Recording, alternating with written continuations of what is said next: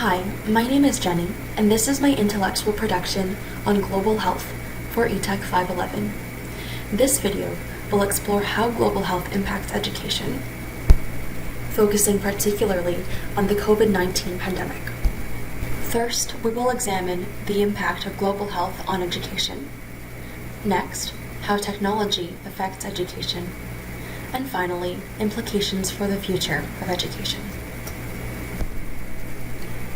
Article 25 of the United Nations Universal Declaration of Human Rights states that everyone deserves access to food, clothing, and housing. Without these, all else seems out of reach. In March 2020 in Canada, for the first time in a long time, grocery shelves were sparse and supplies were low. In such a state, education still managed to continue, however. In May of 2020 in Uganda, where my partner's family lives, police were enforcing strict curfews, food supplies were scarce, and no one dared think about the future of education.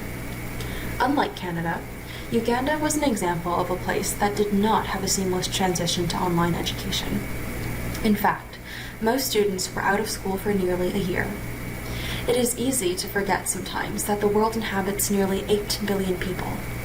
How is it that one can live comfortably through a pandemic and continue being educated, while others are robbed of their rights and losing out on their prime years? If anything, the pandemic has been a reminder of the interconnection between the living and non-living, and how humans are just a tiny sliver of life. Global health is about, quote, collaborative transnational research and action for promoting health for all, end quote. And organizations such as COVID EA are taking the first steps to make education accessible for all amidst the global health crisis. The map here shows learning trends during the pandemic. Prolonged yellow and purple regions that indicate an extended break or no instruction were found mostly in developing countries, while high-earning nations were able to continue education through hybrid methods. Evidently, there are disparities in how a global crisis affects different parts of the world. And the status of education was also strongly correlated with food supply, depicted by the World Food Programme's hunger map. Additionally, problems brought about by COVID were compounding, affecting all areas of life. Not only was there a novel disease to combat, other issues around law, health, and the economy seemed to have been pushed to the back burner. So, let's zoom in further on the effects of the pandemic and education. In a 2020 Brookings article, researchers found that school closures in spring 2020 in the US produced lower math and reading gains compared to the previous year, in addition to increased attrition rates. Early on, educators realized that, quote, despite everyone's efforts to bridge the disruption, the educational experience was decidedly substandard for the vast majority of students, and likely damaging for those without access to tutors and extra resources, end quote. However, this was just the beginning of the findings, and the bigger picture proved to be more complex. In a 2021 study, Taliba et al. Reported that socioeconomic status created disparity in access to education as investments in new technology become necessary for online learning. Hands-on fields, such as STEM, suffered from the lack of experiential learning, especially in higher education.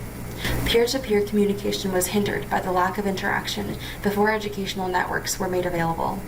Amongst other concerns were student motivation, engagement, and assessment. Now that we see how global health affects education broadly, let's consider the role of technology in the last few years. But before that, I want to take a moment to acknowledge how eye-opening the pandemic has been here in Canada in terms of helping us understand that as most of us were getting educated, other places around the world were already facing prolonged health crises. Perhaps this was a terribly unfortunate way to hopefully starting the journey of improved global education. As technology blurred the lines between work, school, and home life, it raised the question of how sustainable this type of lifestyle was. Quote, assumptions about what constituted a proper university education and who was noticed, valued, and supported in conventional and teaching learning processes, end quote, were also being examined. Problems aside, the pandemic capitalized on technology and revealed the following lessons. 1. Collaboration. Academics were motivated by the changing scenery to come together to share resources, plan curricula, and discuss teaching.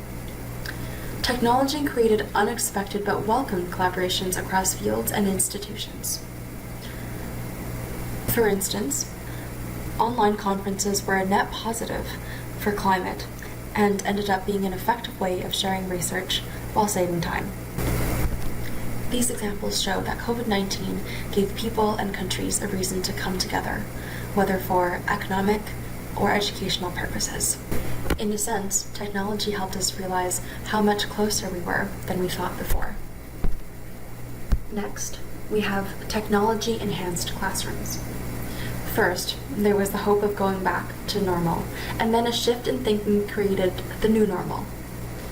With all the lessons gained from online learning, it would seem a waste to just go back to the way things were.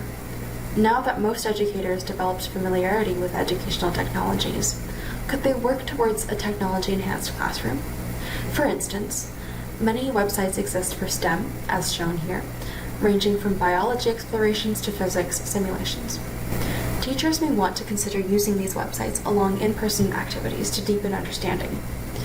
As a science teacher, I find that all science topics benefit from revision and simplification with the help of online tools. An example of this would be online dissections, which can help cut unnecessary waste of life and circumvent any ethical considerations. Finally, we will consider academic integrity.